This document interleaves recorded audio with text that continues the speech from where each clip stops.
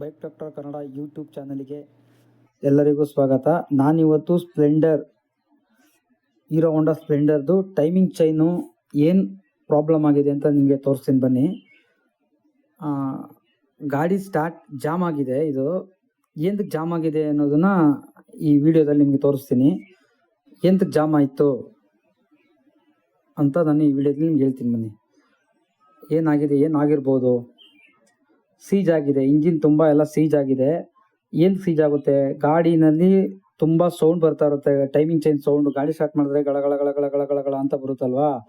ಆ ಥರ ಬಂದಾಗ ನೀವು ಇಮಿಡಿಯೇಟ್ಲಿ ತೋರಿಸ್ಕೋಬೇಕು.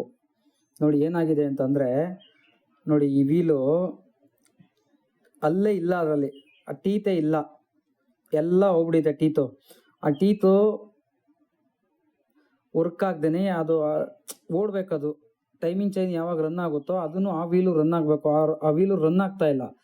ರನ್ ಆಗದೆ ಏನಾಗುತ್ತೆ, ಆಯಿಲ್ ಸಪ್ಲೈ ಮಾಡಲ್ಲ.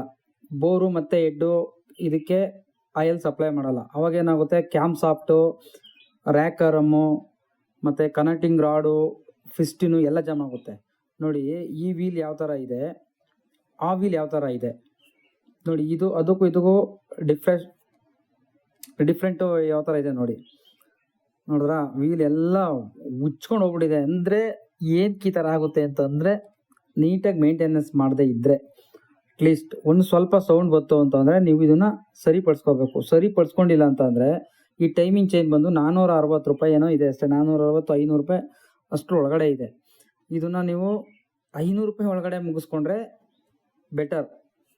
ಇಲ್ಲ ಅಂತಂದರೆ ಇದಕ್ಕೆ ಎಷ್ಟು ಖರ್ಚು ಬೀಳುತ್ತೆ ಗೊತ್ತಾ? 15ರಿಂದ 16 ಸಾವಿರ ರೂಪಾಯಿ ಖರ್ಚು ಬೀಳುತ್ತೆ. ಇವಾಗ ತುಂಬ ಖರ್ಚು ಬೀಳಿದೆ. ತುಂಬ ಎಲ್ಲ ಸೀಜ್ ಆಗಿಬಿಟ್ಟಿದೆ. ಮತ್ತು ರ್ಯಾಕರಮ್ ಹೋಗಿದೆ, ಕ್ಯಾಮ್ ಸಾಫ್ಟ್ ಹೋಗಿದೆ, ಕ್ಲಚ್ ಪ್ಲೇಟ್ ಹೋಗಿದೆ, ಇಂಜಿನಲ್ಲಿ ಆಯಲ್ ಇದೆ. ಬಟ್ ಆದರೆ ಏನು ಪ್ರಯೋಜನಕ್ಕೆ ಬಂದಿಲ್ಲ ಅದು. ಆ ವೀಲ್ ವರ್ಕ್ ಆದ್ರೇ ನಿಮಗೆ ಆಯಲ್ಲು ಹೆಡ್ಗೆ, ಬೋರ್ಗೆ ಸಪ್ಲೈ ಆಗೋದು.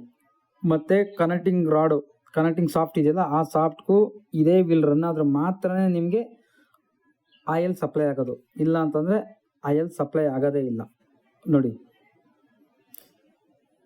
ಈ ರೋಲರ್ ಯಾವ ಥರ ಆಗ್ಬಿಟ್ಟಿದೆ ನೋಡಿ. ಈ ಥರ ಇರಬೇಕು ರೋಲರು, ಬಿಗ್ ರೋಲರು. ನೋಡಿ ಏನಿಲ್ಲ, ಎಲ್ಲ ಉಚ್ಕೊಂಡು ಹೋಗ್ಬಿಟ್ಟಿದೆ. ನೋಡಿ ಡಿಫ್ರೆಂಟ್ ನೋಡಿ ಯಾವ ಥರ ಇದೆ ಅಂತ ನೋಡಿ. ಇದು ಅಷ್ಟೇ ನೋಡಿ, ಇದಕ್ಕೂ ಅದಕ್ಕೂ ನೋಡಿ ತುಂಬ ಎಲ್ಲ ಉಜ್ಜಿಬಿಟ್ಟಿದೆ. ಬಟ್ ಯಾಕೆ ಈ ಥರ ಆಗುತ್ತೆ ಅಂತಂದರೆ, ಗಾಡಿನ ರಫ್ ಯೂಸ್ ಮಾಡ್ತಿರಲ್ವ, ಅದಕ್ಕೆ ಈ ಥರ ಆಗೋದು. ಜಸ್ಟ್ ನೀವು 500 ರೂಪಾಯಿ ಆಯಲ್ 500 ಮತ್ತು ಇದೊಂದು 500, ಓರಿಂಗ್ ಕಿಟ್ ಒಂದು 190, ಲೇಬರ್ ಎಲ್ಲ ಸೇರಿಸಿದ್ರೆ ಒಂದು 2000 ರೂಪಾಯಿ ಒಳಗಡೆ ನಿಮಗೆ ಸರ್ವಿಸಲ್ಲಿ ರೆಡಿ ಆಗಿಬಿಡುತ್ತೆ. ಬಟ್ ಜನರಲ್ ಸರ್ವಿಸ್ ಬಿಟ್ರೆ ಇದೆಲ್ಲ ಸರಿ ಹೋಗ್ಬಿಡುತ್ತೆ ನಿಮಗೆ. ಬಟ್ ಇದನ್ನು ನೀವು ನೋಡ್ಕೊಂಡಿಲ್ಲ, ಕೇರ್ ತೊಗೊಂಡಿಲ್ಲ ಅಂತಂದರೆ ನಿಮಗೆ 10ರಿಂದ 15 ಸಾವಿರ ರೂಪಾಯಿ ಖರ್ಚು ಬೀಳುತ್ತೆ. ಓಕೆ, ತುಂಬ ಉಜ್ಬಿಟ್ಟಿದೆ ನೋಡಿ. ಅಲ್ಲೇನು ಒಂದು ಟೀತು ಇಲ್ಲ ನೋಡಿ, ಒಂದು ಟೀತು ಇಲ್ಲ ಅಲ್ಲಿ, ಎಲ್ಲ ಉಜ್ಬಿಟ್ಟಿದೆ. ಈ ಥರ ಆದರೆ ಏನಾಗುತ್ತೆ ಅಂತಂದರೆ ಆಯಿಲ್ನ ಇಮ್ಮಿಡಿಯೇಟ್ಲಿ ಬಂದ್ ಮಾಡುತ್ತೆ. ಬೋರ್ಗೆ ಮತ್ತು ಕ್ಯಾಮ್ ಸಾಫ್ಟ್ಗೆ, ಹೆಡ್ಗೆ ಮತ್ತು ಕನೆಕ್ಟಿಂಗ್ ರಾಡ್ಗೆ ಇಮ್ಮಿಡಿಯೇಟ್ಲಿನ ಬಂದ್ ಮಾಡುತ್ತೆ. ಅವಾಗ ಏನಾಗುತ್ತೆ, ಆಯಿಲ್ ಸಪ್ಲೈ ಆಗಲ್ಲ. ಆಯಿಲ್ ಸಪ್ಲೈ ಆಗದೆ ಏನಾಗುತ್ತೆ, ಫಸ್ಟು ಬೋರ್ ಸೀಜ್ ಆಗುತ್ತೆ, ಆಮೇಲೆ ಹಂಗೆ ಓಡ್ತಾ ಇರುತ್ತೆ. ಮತ್ತು ಆಮೇಲೆ ಕ್ಯಾಮ್ ಸಾಫ್ಟ್ನ ಫುಲ್ ಉಜ್ಜುತ್ತೆ. ರ್ಯಾಕರ್ನ ತುಂಬ ಉಜ್ಜುತ್ತೆ. ಮತ್ತು ಕನೆಕ್ಟಿಂಗ್ ರಾಡ್ ಬೇರಿಂಗ್ ಒಳಗಡೆ ಇರೋದನ್ನೆಲ್ಲ ತುಂಬ ಉಜ್ಜಿ ಎಲ್ಲ ಪಿಸ್ರು ಮಾಡಿ ಎಲ್ಲ ಹಾಳಾಗ್ಬಿಡುತ್ತೆ. ನೋಡಿ ಈ ಥರ ಟೀತ್ ಈ ಥರ ಇದೆ ನೋಡಿ. ಇದು ಈ ಥರ ಇದೆ ನೋಡಿ, ಯಾವ ಥರ ಆಗಿದೆ ಅಂದರೆ ನೋಡಿ.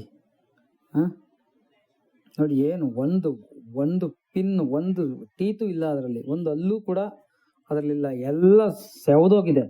ಸೆವ್ದೇನಾಗಿದೆ ಇದ್ರದ್ದು ಅಲ್ಲೆಲ್ಲ ಸೆವ್ದೇನಾಗಿದೆ, ಆಯಿಲ್ ಫಿಲ್ಟ್ರು ಪಂಪ್ ಬರುತ್ತಲ್ವಾ, ಅಲ್ಲಿ ಜಾಮ್ ಆಗಿದೆ. ಅದು ಟ್ರೇ ಬರುತ್ತೆ, ಆಯಿಲ್ ಪಂಪ್ ಟ್ರೇ, ಅಲ್ಲಿಗೆ ಹೋಗಿ ಈ ಪಿಸ್ರೆಲ್ಲ ಜಾಮ್ ಆಗಿರುತ್ತೆ.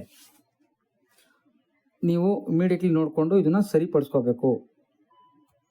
ಸರಿಪಡಿಸ್ಕೊಂಡಿಲ್ಲ ಅಂತಂದರೆ ನೋಡಿ ಈ ಥರ ಎಲ್ಲ ಆಗುತ್ತೆ.